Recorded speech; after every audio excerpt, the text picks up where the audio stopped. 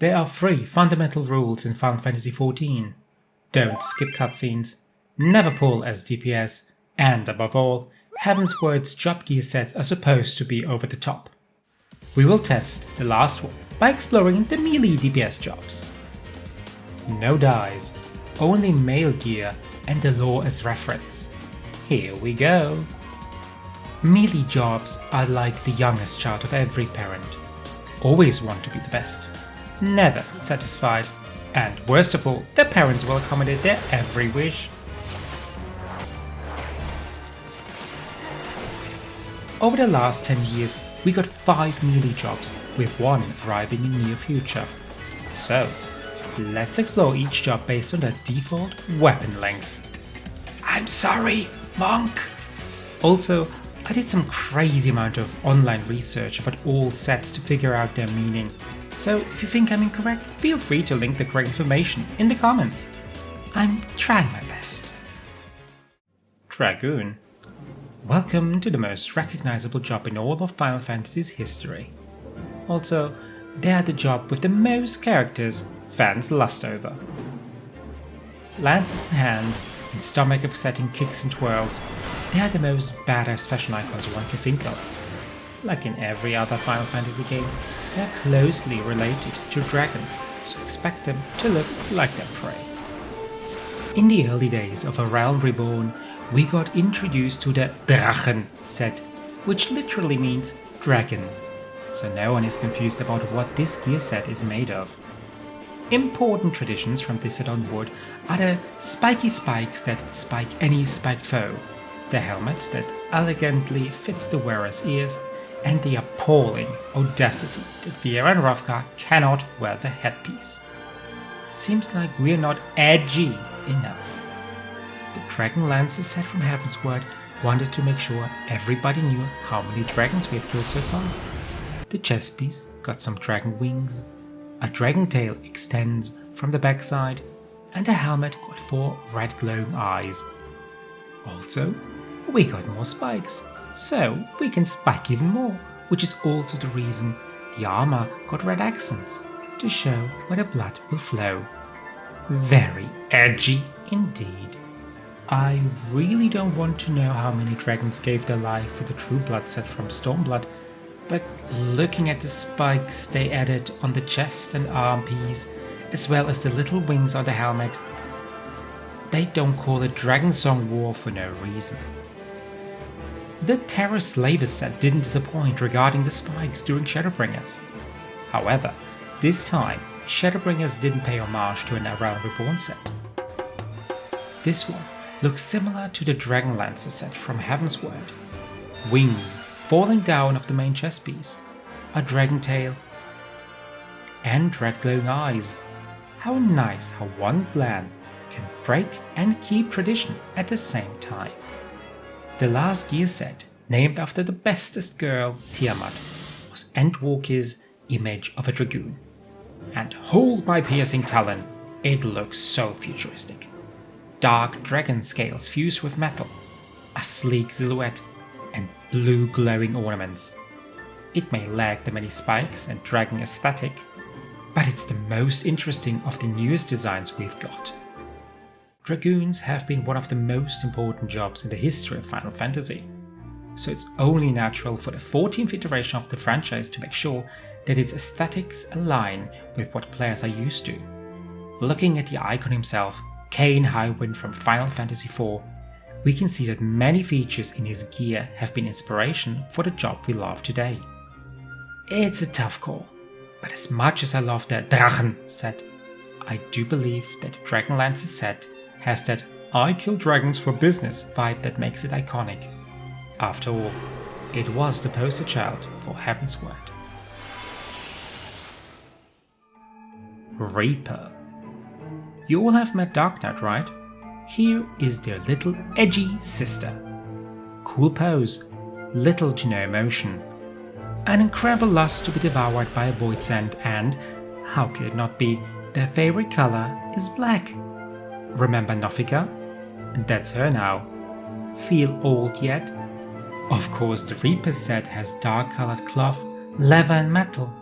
It's only in black no one will notice all the blood of your foes. You take your scythe and hunt down anything that comes your way. And do you know how I feel when I put on my black boots, my lovely cape, and this fashionable hat and mask? Like a true hunter from Bloodborne. Samurai. What do Sekiro and Final Fantasy XIV have in common? Katanas. What do Ghost of Tsushima and Final Fantasy XIV have in common? Katanas. What do all Final Fantasy games and Final Fantasy XIV have in common? Katanas. You're never gonna not feel like a true legend, finishing our random pixie Shogun style. Honoring the code of samurai, there were clothes resembling our idea of a real-life samurai. In the beginning of Stormblood, everyone wanted to wear the Meojin set, a long red garb, traditional geta and bracers for protection. Looking at the garb, also called haori, we notice some wonderful embroideries in gold. And, as if this one wants to rival any black mage, they also got a wonderful hat for the ultimate protection against any tankbuster. It looks incredibly well designed. As it should be, because it's named after a family known for the production of samurai armor throughout Japan. A set from Shadowbringers that doesn't pay homage to any previous Final Fantasy XIV gear set. The Kasuga set looks less like a wandering ronin and more like a battle-hardened warrior. The haori exposes more of the armor underneath. The embroideries have disappeared in favor for some more protection, and the headpiece is now a mouthpiece, also known as a mempo. If this doesn't scare any misbehaving Quixie, then I don't know what. Also, there are many references to the word Kasuga. One of them is a programmer at Square Enix called Hideyuki Kasuga. Do with that information what you want. In Endwalker, the samurai became an even more fashionable warrior. Their haori was replaced with a very expensive looking armor piece. They got a long robe called hakama, and a mouthpiece became eyepieces? How this thing is going to protect them is beyond me, but it looks nice. All in all, samurai never looked more stylish. Again, there are many references to the Saotome set. My favorite? Unmarried girls in ancient Japan planting rice. Samurais may be known for their selfish DPS role. However, they are also known for their fashion style. Each set represents another aspect of their progression. Wanderer, Warrior, Lord. But how can I not forget the iconic first set we got? Even though I hate the fact that Viera and Rothka cannot wear the hat, the gear pieces just look so good. Meojin said, "You are the true warrior I choose." Ninja.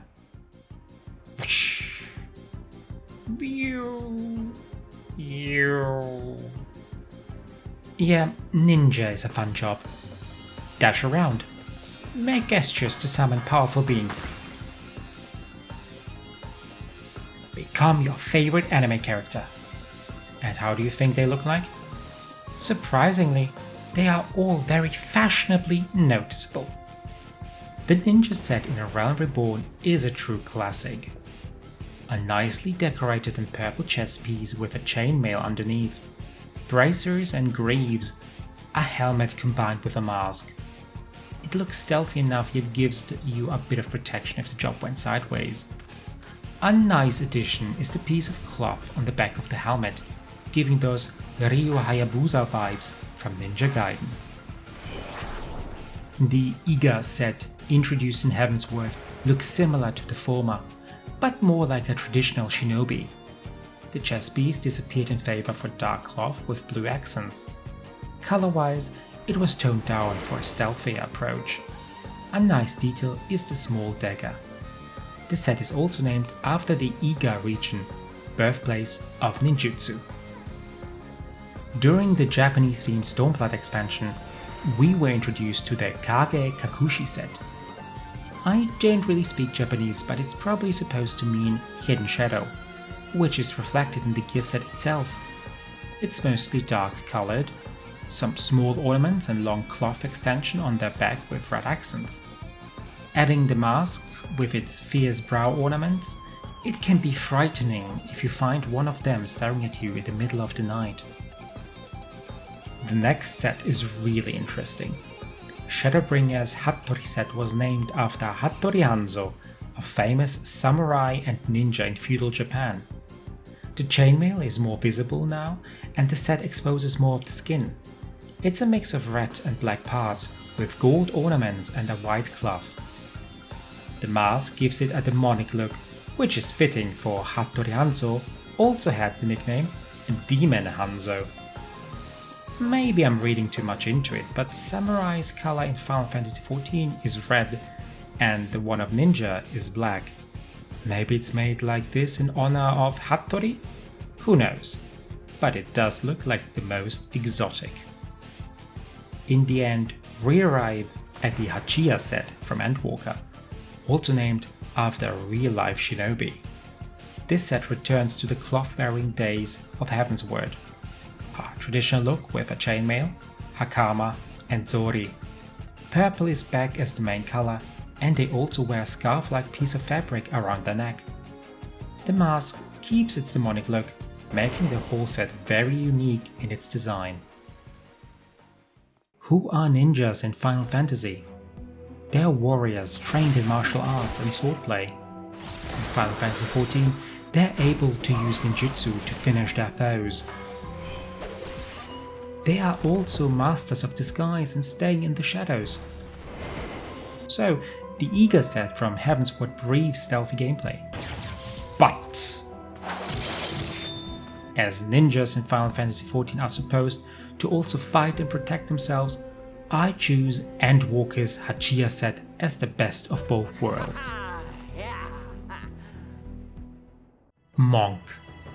Ever noticed that every job has a designated color? Monks are yellow. The Dragon Ball job amongst all melee jobs. Punch. Kicks. Spins. No uptime when you have to move away from the boss. The job is focused on being mobile and agile, which is reflected in their light armor. The Temple set was the first monk set, and as the name suggests, this was a shining beacon. Massive shoulders, a long garb and protection for both hands and legs. And to top it all, a magnificent long feather as headpiece. A true exotic look, even if it's all a bit over the top. In Heavensward, monks went on an adventure, color-wise, because this one looks different. The Tantra set looks like we've become a free-spirited airbender thanks to the breezy clothes and those shoes. The most striking features are the chest and arm tattoo, as well as this crown-like headpiece. To be fair, it looks kinda goofy, but in a Final Fantasy way, which makes it actually pretty casual. From goofy to hardcore. The unironic pacifist set was Stormblood's mission to remake the job into something different. Compared to what came before, this was like a new world. It looks like a mishmash of pretty much everything. If you got OCD, you better look away. Random metal plates, different cloths and leather pieces, curl fur to protect the booty, exposed belly and abs, as well as a cool tattoo.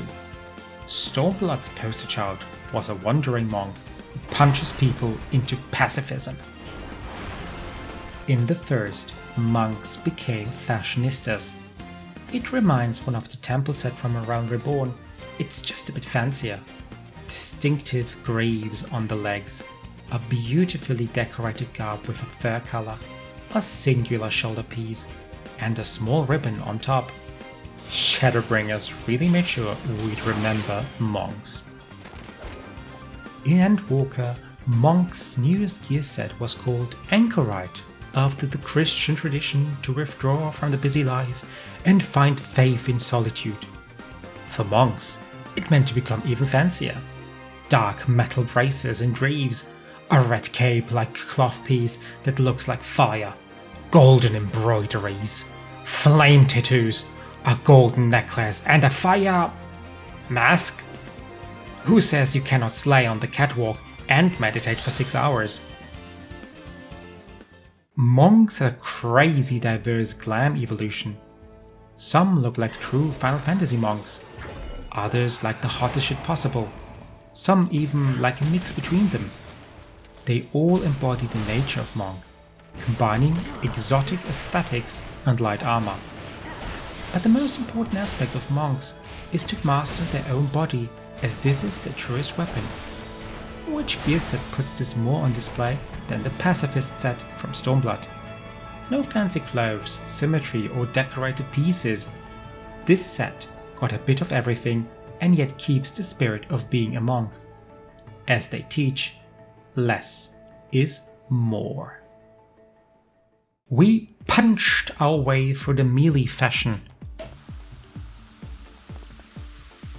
I hope I was able to provide some constructive criticism and show off my own superb glams. Until the next time, ta-ta!